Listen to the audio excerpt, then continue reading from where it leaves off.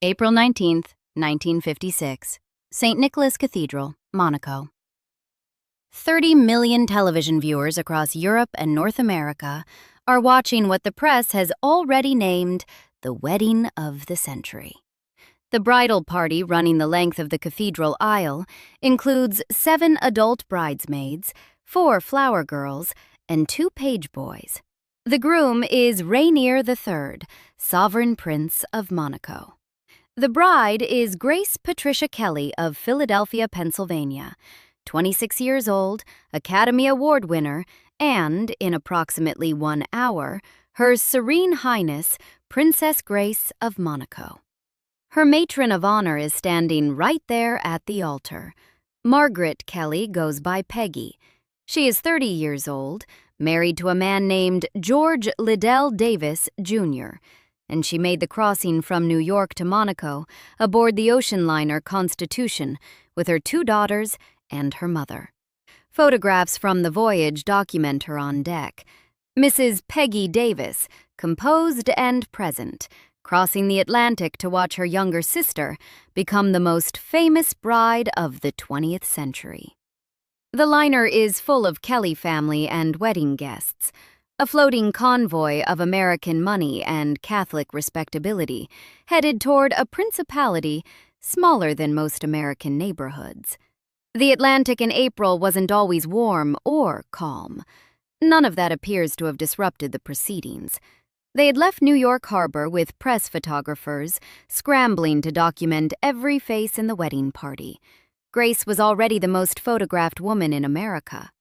The people traveling with her were organized in the coverage by their proximity tour. Family members, bridesmaids, college friends, ranked and identified by how closely they orbited the event's gravitational center. Peggy was a primary family member. She was visible. She was Mrs. Peggy Davis of Philadelphia, matron of honor to the future princess, her daughters heading for flower girl duties at a royal ceremony inside a medieval cathedral. What she wasn't, in any coverage of that voyage, was the subject of the story. Her daughters, Meg and Mary Lee Davis, are among the 4 flower girls processing down the cathedral aisle on April 19th.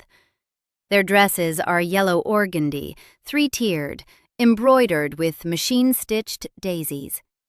One of those dresses is preserved today at the Philadelphia Museum of Art, catalogued as belonging to Grace Kelly's oldest niece, tagged to the relationship, not the name.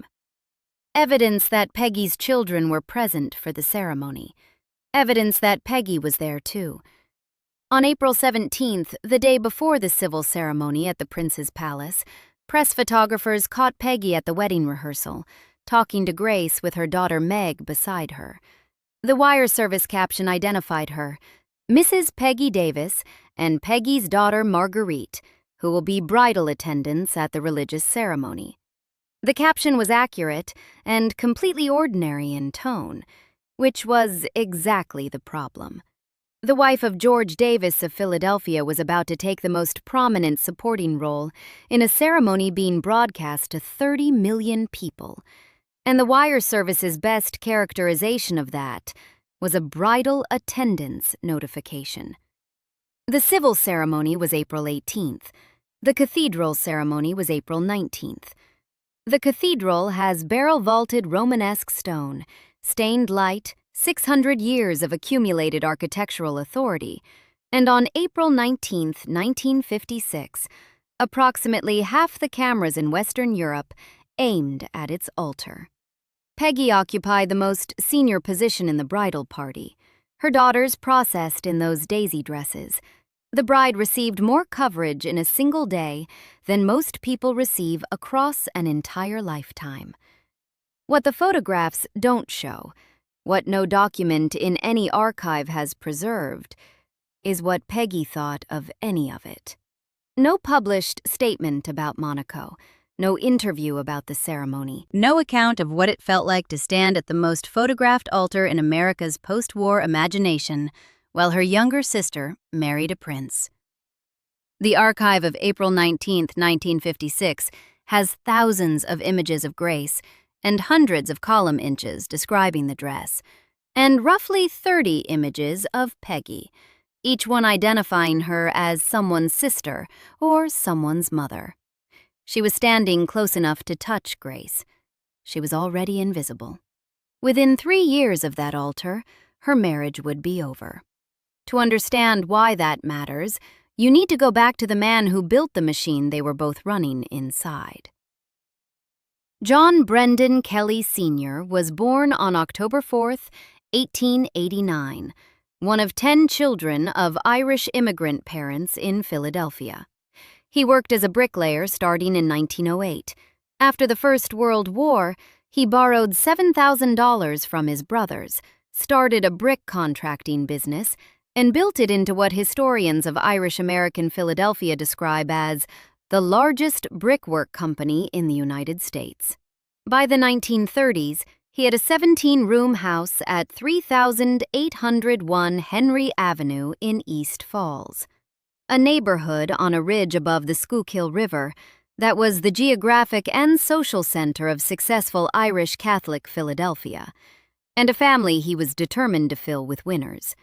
East Falls in those years was a specific kind of American place, not Philadelphia's mainline wealth, which ran out along the Pennsylvania Railroad toward Bryn Mawr in Villanova and announced itself through old names and inherited property. East Falls was Irish Catholic money, earned in the previous generation, worn with a combination of genuine pride and residual chip. The Kellys were emblematic of it.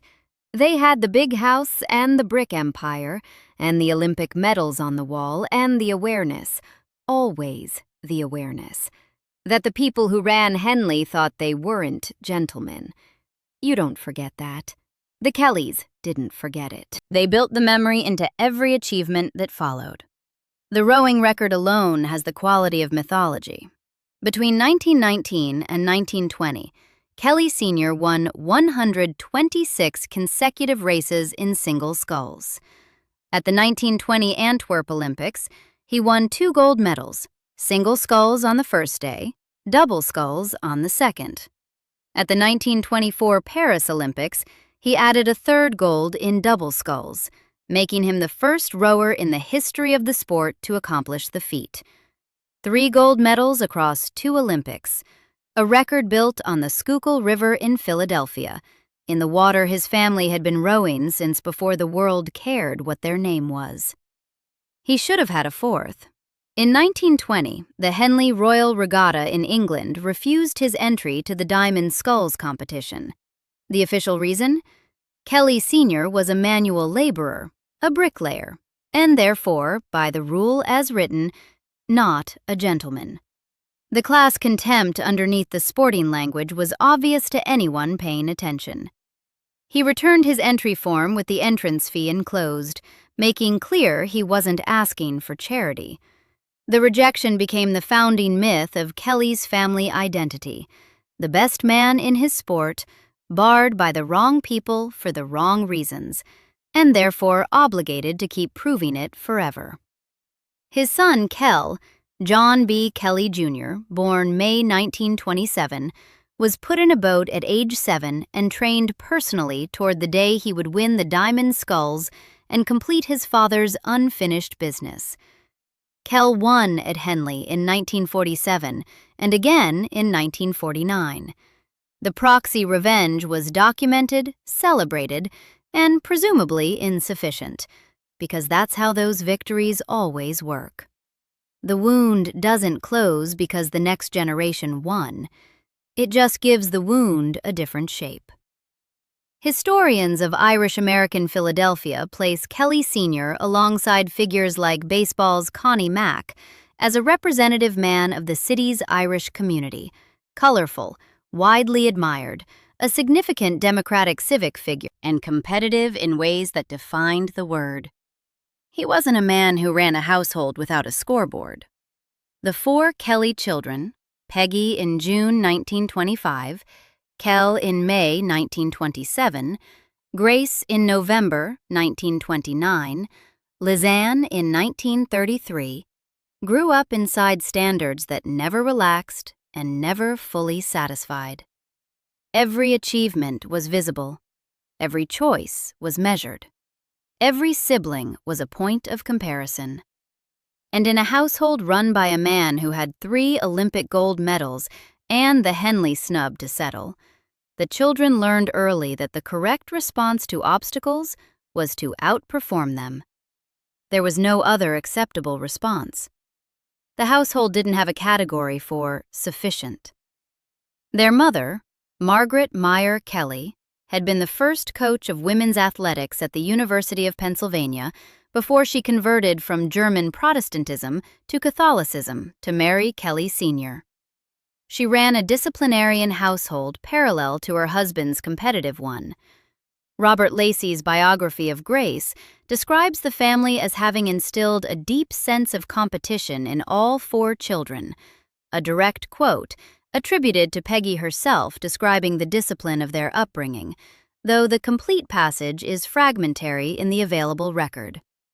What isn't fragmentary is the household's pressure, which came from both directions, maternal and paternal, and never stopped.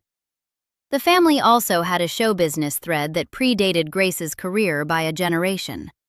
Kelly Sr.'s brother, Walter Kelly, was a well-known actor and entertainer. The lineage was already there. Whatever tolerance that might have implied for the stage didn't extend to Grace when she decided she wanted to be an actress. Kelly Sr. opposed it directly and persistently. Acting was too uncertain, too disreputable for his daughter. Too much like gambling with your future when you could, instead, do something respectable. Marry well. Support institutions.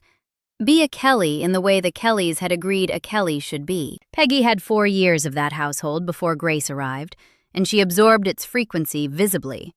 By family accounts, the most direct being a nephew's recollection preserved in genealogical records, she was probably the prettiest of the Kelly girls, and she was outgoing and athletic in ways that mapped exactly onto what her father valued. She was, in the logic of the Kelly household, winning, doing everything correctly from the beginning. Donald Spotto, in High Society, The Life of Grace Kelly, argued, and the Telegraph's review of his book summarized, that Kelly Sr. measured Grace against Peggy and found Grace wanting. In his estimation, Peggy was the one with the future. Grace was the overlooked middle daughter who wore her older sister's hand-me-down clothes, staged theatrical performances for family audiences from around age 6, and tried to manufacture her own visibility in a house where visibility was assigned by the patriarch, and she wasn't first in line for it. Spotto's reading rests on biographical research and family accounts rather than a preserved direct statement from Kelly Sr. The behavioral evidence points toward it. He opposed Grace's acting ambitions with sustained vocal energy. He gave her his grudging acknowledgement when she won an Oscar, not enthusiasm, not the uncomplicated pride he carried toward Kell's Henley victories. Spotto's conclusion, as the Telegraph rendered it, Kelly Sr. eventually gave Grace his respect, but not his love, or at least not the unreserved version of it that Peggy appears to have received. Grace arrived in November 1929 as the family's 3rd child. She was sickly as an infant, shy in ways that didn't fit the household's operating frequency. The hand-me-down clothes detail, Grace wearing Peggy's cast-offs in the East Falls house, appears across multiple accounts of her childhood and carries a specific weight in a family this competitive. You don't have to be a psychologist to understand what it means to literally inhabit your older sister's clothing when your father has already decided she's the one who's going to amount to something. From around age 6, Grace began staging theatrical performances for family audiences, organizing productions with her siblings, creating spectacles for her parents to watch, manufacturing her own visibility. The child who felt most overlooked in a competitive household was the one most actively trying to build an audience inside it. She was practicing something, even if she couldn't have named what she was practicing. In 1946, a photograph was taken of Grace with Peggy and Lizanne in Philadelphia. All three girls perched on their brother Kel's shoulders, young and together, a document of ordinary Kelly family life. Grace was 16. Peggy was 21. Peggy had just married George Davis 2 years earlier, in August 1944. She was already Mrs. Davis, already on the conventional path. Grace was still in the East Falls house, still the hand-me-down sister, still performing for an audience that hadn't decided yet whether she was worth the ticket. That gap between Peggy already married and settled and Grace still in the house figuring out how to be seen is the hinge the whole story turns on. Peggy got there first, to the marriage, to the conventional standing, to being a Kelly woman who had done what Kelly women were supposed to do. She was first in line for all of it. She took the life that was available and made herself at home in it. And Grace left. Grace graduated from Stevens School in Germantown, the same school Peggy had graduated from before her, and enrolled at the American Academy of Dramatic Arts in New York City. She wasn't yet 20. Her younger sister Lizanne, in a February 1955 television appearance, described the trajectory without embellishment. High school, then New York and the Academy, then modeling, then small television roles, then Hollywood. What she was leaving, beyond the geography, was the hierarchy. In Philadelphia, in that house, she was Peggy's younger sister, the quieter one, the one in the hand-me-downs, the one whose ambitions her father found unsuitable. In New York, she could try to be something the Kelly household didn't have a category for, in a city that assessed people by entirely different measurements than the ones applied at 3801 Henry Avenue. She succeeded at a pace that still startles when you lay the timeline out flat. 7 years from Academy enrollment to Oscar, 11 films. Alfred Hitchcock worked with her 3 times in the mid-1950s. Dial M for Murder, Rear Window, To Catch a Thief, finding in her face something that suited his particular requirements for female elegance operating under pressure. In 1955, she won the Academy Award for Best Actress for The Country Girl. The girl from East Falls, who wore her sister's clothes and staged living room theater for an indifferent audience, had just won the most coveted prize in American cinema. Her father gave this his grudging acknowledgement, not enthusiasm, not uncomplicated Kelly pride. He had opposed the career. He had been demonstrably wrong about it. He gave her his respect, eventually per Spoto's account, but not the automatic, unreserved approval he had given Peggy for simply being Peggy. In 1954 or 1955, Grace and Peggy were photographed together at a house in Philadelphia. 2 sisters in the same frame, near equals in the image, if not in the world's accounting. Peggy was in her late 20s. Grace was 25 or 26.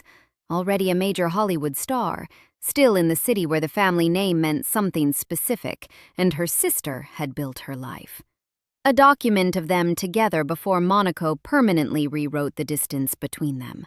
What the photograph can't show is whether Peggy had started to feel the mathematics shift, whether she noticed, at family dinners and neighborhood events and Philadelphia gatherings, the way Grace's name had changed register.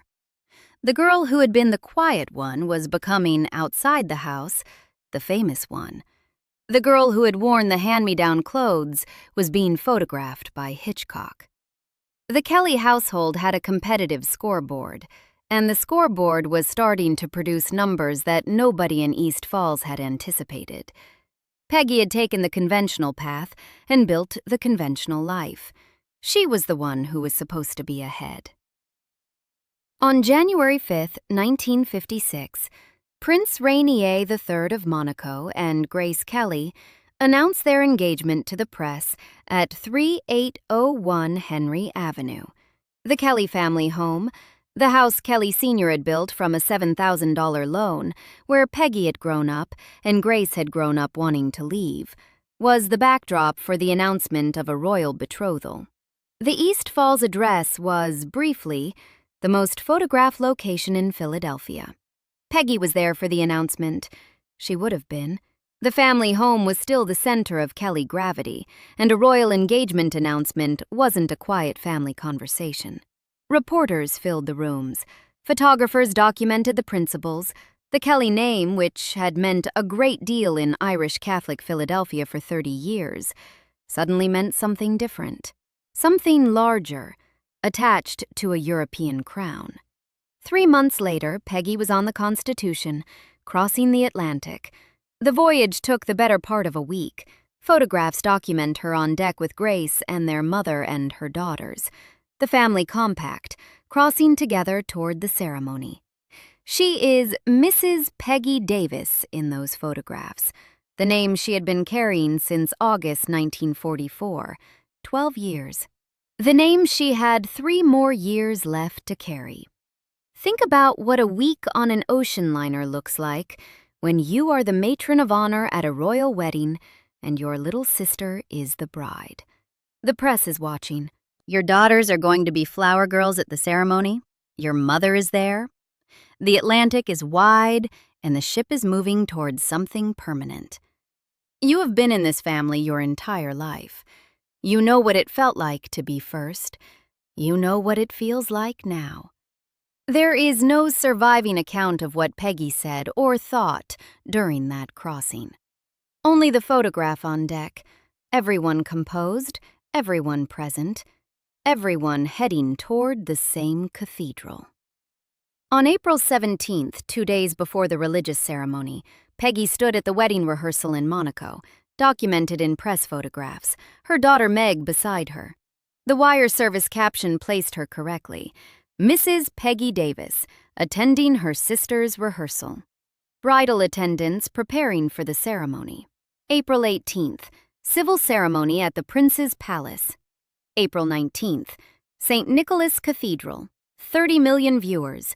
The bridal gown with 98 yards of silk taffeta and seed pearls.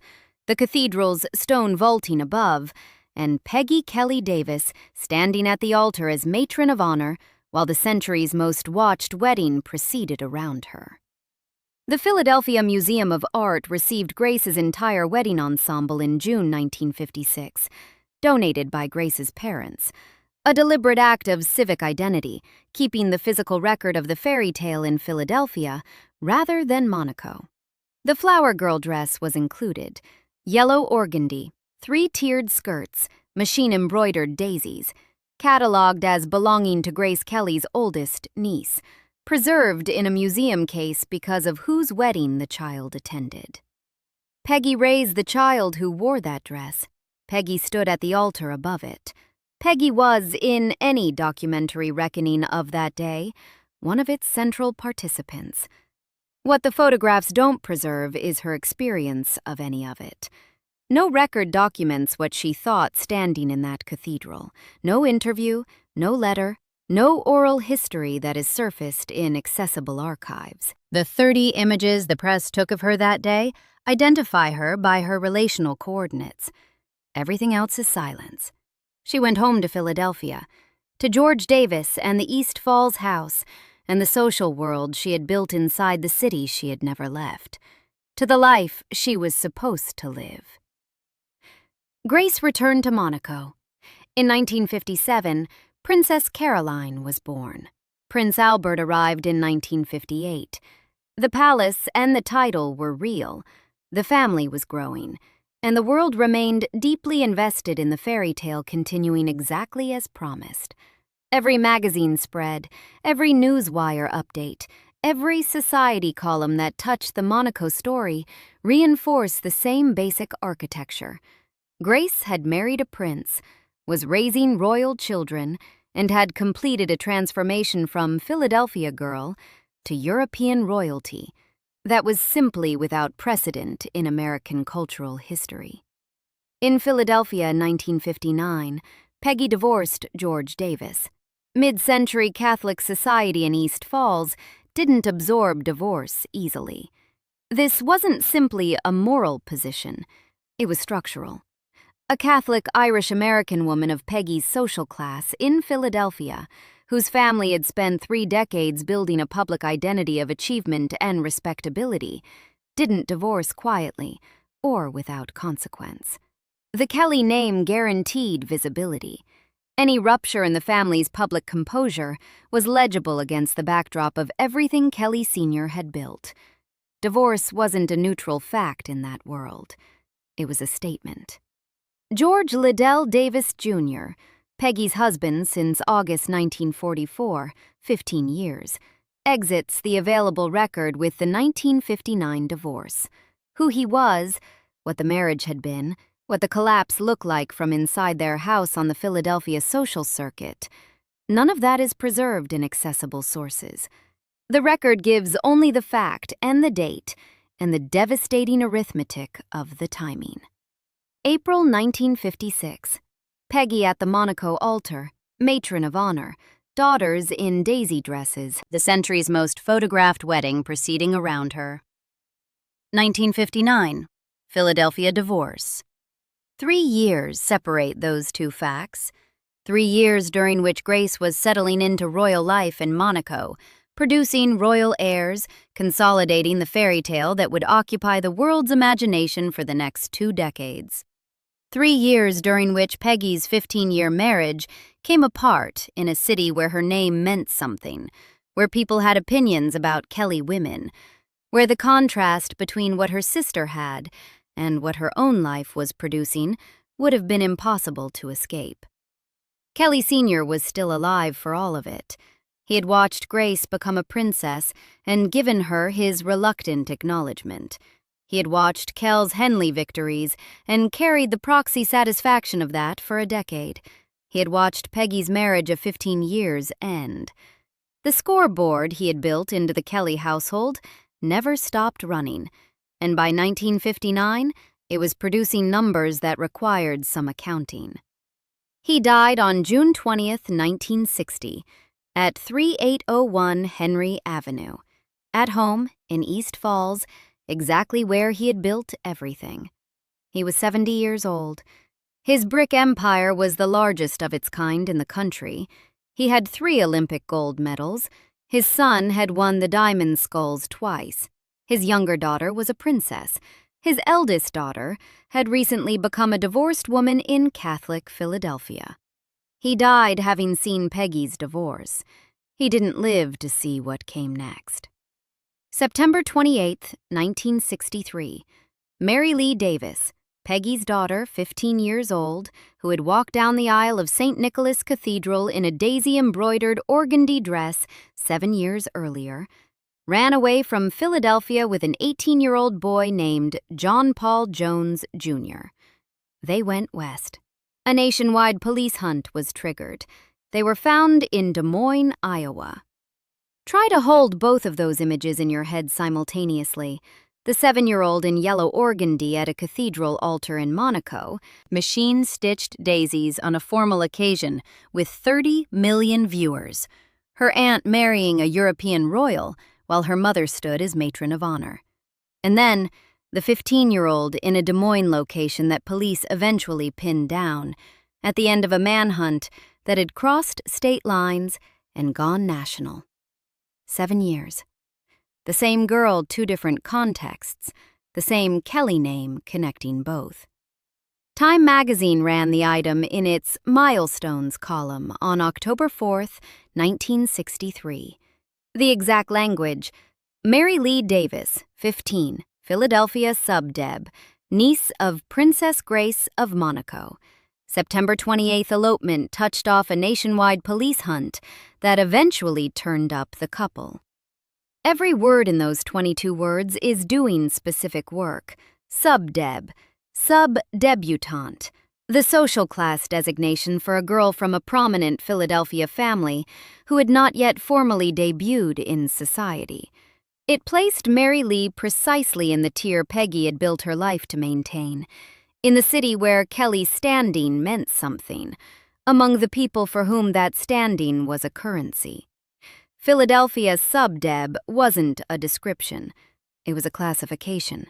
It said, "This family is of this particular kind, and what is happening to this particular family is therefore newsworthy in a particular way." Niece of Princess Grace of Monaco was the 4 words that made it national. Without those 4 words, the disappearance of a teenage socialite from a prominent Philadelphia family might have been a local matter, managed with quiet phone calls, a brief statement from the family. The kind of resolution that Philadelphia money and East Falls connections could usually produce. The story contained before it reached the wire services. With those 4 words, it was everywhere.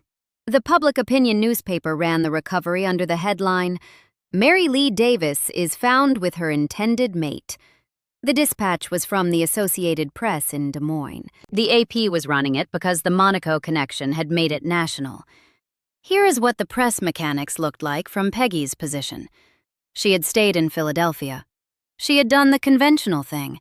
She had married well, raised her daughters in the correct milieu, given them the correct social formation, put them in the correct dresses at the most important ceremony of the family's public life.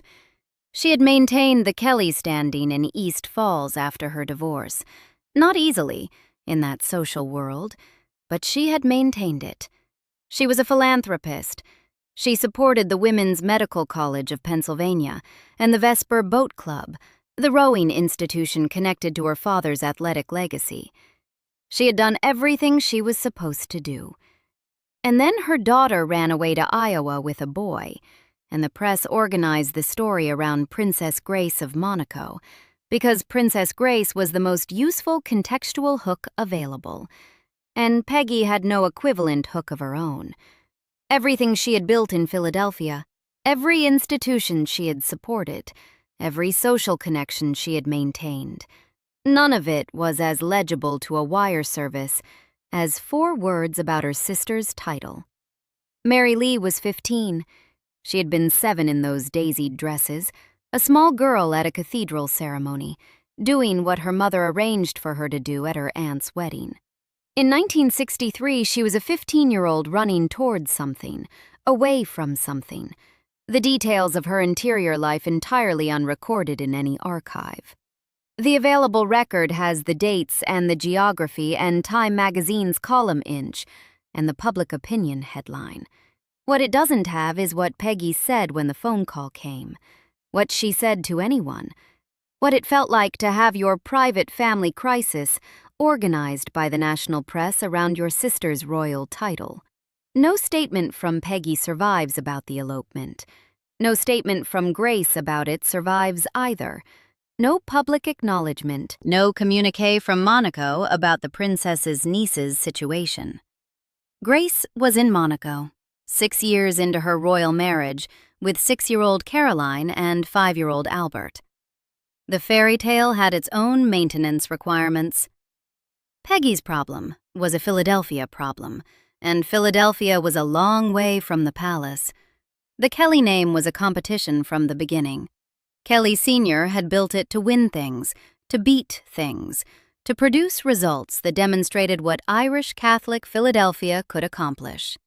It had produced an empire and Olympic medals and a Princess of Monaco and a daughter's 15-year marriage ended and a granddaughter's elopement in the national press. The machine amplified everything it touched without asking whether amplification was what the moment required. The competitive machine Kelly Sr. built wasn't selective about what it amplified. It just ran. The years after 1963 were quieter, and quieter is its own kind of fact. Peggy remarried. Her second husband was Eugene Conlin, and she became Margaret Conlin, the name she would carry until she died. The exact date of the marriage isn't in the surviving record, which itself says something. The famous Kelly events, the Olympic medals, the engagement announcement, the Monaco wedding, the elopement that made Time's milestones column, were documented relentlessly. Peggy's second marriage, The one that apparently gave her the stability her first had not, didn't register in the historical record with enough force to preserve a date. What the record does show is that she continued her Philadelphia civic life through the second marriage and beyond it. The Women's Medical College of Pennsylvania, the Vesper Boat Club, the East Falls social world that had been her home for 4 decades. She was a philanthropist in the genuine Philadelphia sense, not as a title, but as a practice, committed to institutions that mattered in a city she had never considered leaving. This isn't a diminished life. It's a specific one.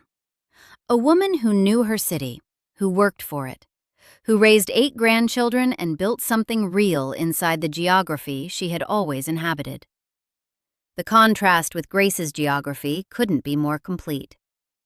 Grace was 45 minutes by car from the center of Monaco, in a palace where her daily life required protocol, formal dress, official functions, the maintenance of a royal image under constant international scrutiny. Peggy was in East Falls, where she had always been, where the Kelly name meant what it had always meant, something real, something local, something belonging to the community rather than to the world. Eugene Conlin died in 1985 in Philadelphia, leaving Peggy a widow. By then, she had 8 grandchildren. By then, almost everyone who had shaped the world she grew up in was gone. Kelly Sr. had been dead for 25 years. Her mother was still alive, but aging. Kel Kelly, the brother Kelly Sr. had pushed into a boat at 7, whose Henley victories completed the family's great proxy revenge, also died in 1985. The family was thinning fast, the generation that had built and occupied the 3801 Henry Avenue house dispersing into obituaries. Peggy had 6 years left. 6 years as a widow in Philadelphia, managing the Kelly legacy and her own circumstances in the city that had watched all of it. Grace Kelly died on September 14, 1982, following a car crash in Monaco the day before. She was 52. The coverage was what you would expect for a woman who had been both a Hollywood star and a European royal for 26 years. Sustained, ceremonial, and organized entirely around the fairy tale frame that had defined her public image since April 1956. She was mourned as a princess and as a screen goddess simultaneously. The two identities braided together so thoroughly by that point that separating them would have required an act of analytical will most people didn't attempt. The tributes ran for weeks. Peggy was 56 when her sister died. She had 9 years left. 9 years as the surviving elder sister of a woman around whom the world had organized itself. 9 years in Philadelphia, where the Philadelphia Museum of Art held Grace's wedding dress, and the flower girl dresses, and the whole preserved textile record of the Kelly fairy tale. The physical evidence of April 19, 1956, donated to Philadelphia by Grace's parents because the Kellys had always known that Philadelphia was the story's real home, whatever Monaco might represent on a map. The dress was there, the organdy, the machine-stitched daisies, the children's garments from the most photographed wedding of the century, catalogued and preserved a few miles from where Peggy was living. 9 years during which her name, when it appeared in print at all, appeared as a relational identifier. When the 50-year anniversary retrospectives ran, when Monaco issued commemorative materials, when American media revisited the Grace Kelly fairy tale, as it did regularly and would continue to do indefinitely. Peggy appeared in those revisitations the way she had appeared in the 1956 wire service captions, as a coordinate, not a subject. Mrs. Peggy Davis, matron of honor, sister of the late Princess Grace. Lizanne Kelly Levine, the youngest of the 4 Kelly children, born in 1933, gave a lengthy interview about Grace in 1990, a recording that survives. Lizanne had a documented public voice. She had appeared on a television program in February 1955 discussing her siblings and had maintained a visible public presence through the decades that followed. She would outlive all her siblings, dying in 2009. She had things to say about Grace, and said them. Peggy's voice across the entire span of her adult life is almost entirely absent from the accessible record. No major interviews surface, no memoir, no oral history that has been reproduced or cited. The East Falls Historical Society collection at the University of Pennsylvania is referenced in scholarship as a resource for Kelly family material. Whether Peggy contributed to it, whether she spoke into a recorder about the East Falls house and her father and Monaco and the years after, isn't confirmed in the available sources. What is confirmed is that no version of that voice has reached the public record with anything approaching the accessibility of Grace's voice, or even Lizanne's. The woman who stayed in Philadelphia and carried the Kelly name through everything it produced, through her father's competitive standards and her sister's global rise, and her marriage and her divorce and her daughter's elopement, and her second marriage and her widowhood, and the death of the sister the world had decided to memorialize forever, left almost no documented account of having lived any of it. She was standing at the center of a famous family's famous story for 65 years. The archive reflects about 30 photographs of her and a relational identifier in an obituary. She was there the whole time. The record organized itself around something else. On November 23, 1991, Margaret Kelly Conlon died in Philadelphia after a long illness. She was 65 years old, 9 years and 10 weeks after Grace, nearly 2 years after her mother, Margaret Mayer Kelly, who had outlived her famous daughter by 8 years and died on January 6, 1990, at 91, having been the first coach of women's athletics at Penn, having raised 4 competitive children in a 17-room house, having watched one of them become a princess and outlived her anyway. The obituary that ran for Peggy identified her as sister of the late actress Grace Kelly, not as eldest Kelly daughter, not as matron of honor at the wedding of the century, not as mother of 8 grandchildren, or philanthropist, or civic supporter of 40 years, or the girl from 3801 Henry Avenue who had been doing the expected thing since before Grace left for New York. The obituary reached for the most legible identity available and chose the relational one. She was Grace's sister. That was the frame they put around 65 years. The identification is accurate. It's also the full encapsulation of what this script has been building toward. It's worth being precise about what the record supports and what it doesn't. The claim that Kelly Sr. actively declared Peggy the family's destined star, while dismissing Grace, that claim rests on a biographer's interpretation and a single family member's recollection. The behavioral evidence points toward it. Kelly Sr. opposed Grace's career, pushed Kel toward rowing from childhood, ran a household that multiple biographical sources describe as saturated with competitive pressure, and gave Grace his grudging acknowledgement rather than uncomplicated love, even after she won an Oscar and married a prince. Whether that constitutes open favoritism toward Peggy specifically, or simply a man whose definition of suitable achievement didn't overlap with his younger daughter's ambitions, that distinction may matter to a historian. It probably didn't feel like a distinction inside the house. What is fully documented is the structure of what happened. Peggy was first. She took the conventional path. She was matron of honor in Monaco while her marriage had 3 years left. She divorced in 1959.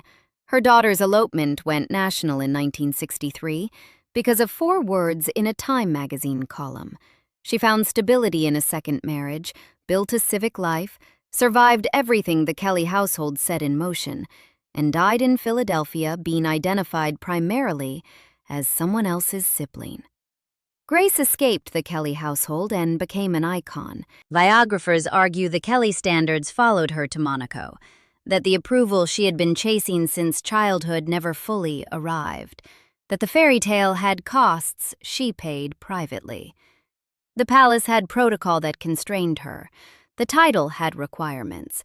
The fairy tale required maintenance. She wasn't, by multiple accounts, uncomplicated happy. The girl who had left Philadelphia to escape comparison with her sister found, in Monaco, that the comparison had simply been replaced by different demands from different sources. Two sisters, two paths away from the same house in East Falls, and neither one ever entirely free of what was built there. The Kelly name was a competition from the day Kelly Sr. got his Henley entry returned. It ran through everything: the Brick Empire, the Olympic medals, Kell's Henley redemption, Grace's Oscar and Monaco wedding, Peggy's divorce and her daughter's elopement, and her quiet death in the city she never left. A machine that produced beautiful weddings and nationwide police bulletins with equal indifference. A machine that categorized its people by their usefulness to the family story and then kept running after they were gone. Peggy carried it longer than Grace did. She carried it in a city where it was impossible to escape, among people who had known the family for 40 years, for 9 years after her famous sister died, and the world started the permanent process of turning Grace into a legend. She carried it to the end. The Philadelphia Museum of Art still holds the flower girl dress, yellow organdy, 3-tiered skirts, machine-embroidered daisies. It sits in the textile collection a few miles from where Peggy's house was, labeled as belonging to Grace Kelly's oldest niece, preserved because of whose wedding the little girl attended. Peggy raised the child who wore it. Peggy stood at the altar above it. Peggy watched all of it become someone else's story. Because by April 19th, 1956, everything connected to Grace had become Grace's story. And the connections ran through blood and name and a 17-room house where the whole thing started. Which sister knew the real cost of the Kelly name?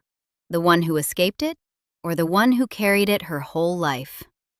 The one who became the fairy tale, or the one who watched it from Philadelphia? Grace got the ending the world remembers. Peggy got the ordinary one. Ordinary endings are what most lives look like. They just don't usually come with a museum case and a relational identifier and a family machine that kept running 9 years past the point when anyone thought to ask how the matron of honor was doing.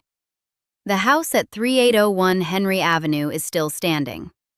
Subscribe for more stories like this.